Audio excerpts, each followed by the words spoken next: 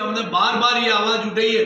आपको मालूम होना चाहिए, जब जन सुनवाई हो रही थी पीसीसी में, ये दीपक जी खुद आए थे और उस समय श्रम मंत्री के सामने हमने कहा ये सरकार को वापस चलाना चाहिए, और नहीं चला सकते तो राजस्थान सरकार के जो भी जगह खाली है उन कर्मचारियों के स्थान पे इनको भेजकर वो वेतनमान इनको मिलना चाहिए जो अन्य कार्य कर रहे दूसरे कर्मचारी राजस्थान सरकार के, वो बराबर वेतन मिलना चाहिए।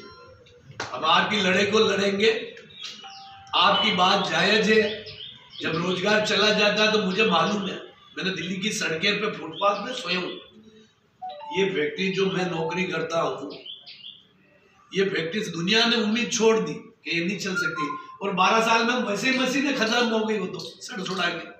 लेकिन मैंने कहा कि जहां से मैं नेता बनाऊं, अगर वो कारखाना मैंने नहीं चला सका तो फिर वो राजस्थान के इंटक के अध्यक्ष की कुर्सी में बैठने का मेरा अधिकार है। अपने उद्योग की रक्षा नहीं कर सकता, उसको नहीं चला सकता, तो राजस्थान के लोगों की कैसे रक्षा करूंगा। लड़ाई लड़ा दिल्ली तक, खूब लड़ाई संघर्ष हुआ, 2 सरकारें गई और आई, लेकिन अंत में विजय हुई। वहां पर कपिल सिब्बल का जो भतीजा था वो हमने वकील किया और बीएफआर बोर्ड में हम केस जीते और 800 करोड़ में नया प्लांट वापस लगाना पड़ा, और बंद पीरियड का एक एक मजदूर को 1,80,000 रुपए दिलाए।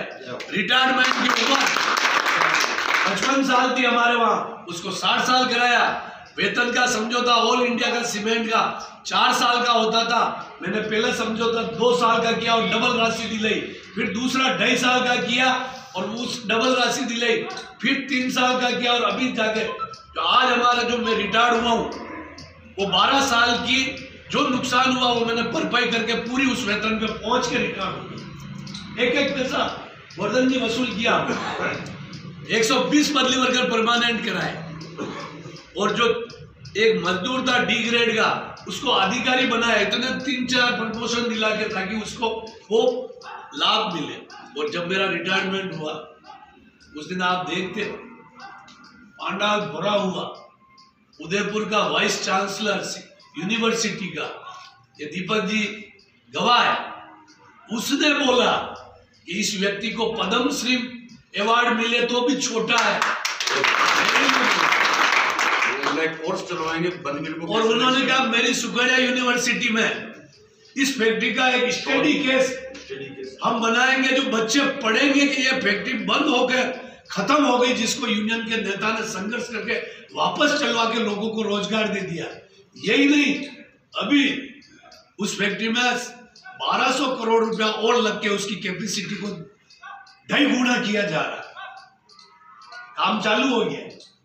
तो यूनियन उसका नाम है कि लोगों के चेहरे पे मुस्कान लाओ। यूनियन उसका काम है कि जो निराश हो जाए मजदूर उसको खुशी दिलाए।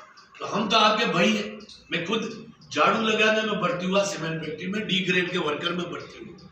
मेरे पिताजी किसान थे, मेरी 2 बहनों की शादी हो गई, कर्जा हो गया, मेरे को बाल श्रमिक में बंबई चाइल्ड लेबर यानी कि एक दुकान पे नौकरी करने जाना पड़ा 12 साल की उम्र में।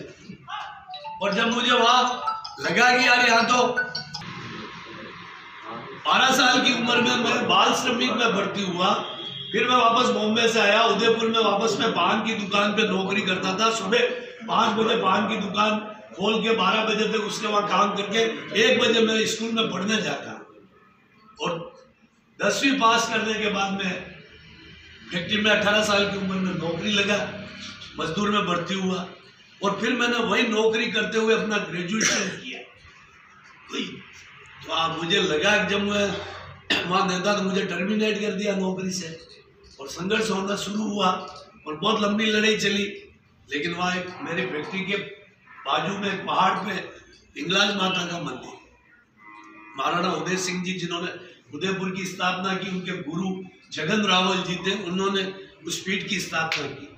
जब मुझे चारों तरफ से क्रैश कर दिया, मुकदमों में पुलिस पकड़ ले गई, 2-2 महीने में जेल में पड़ा रहा, मेरी कोई जमानत देने नहीं आया।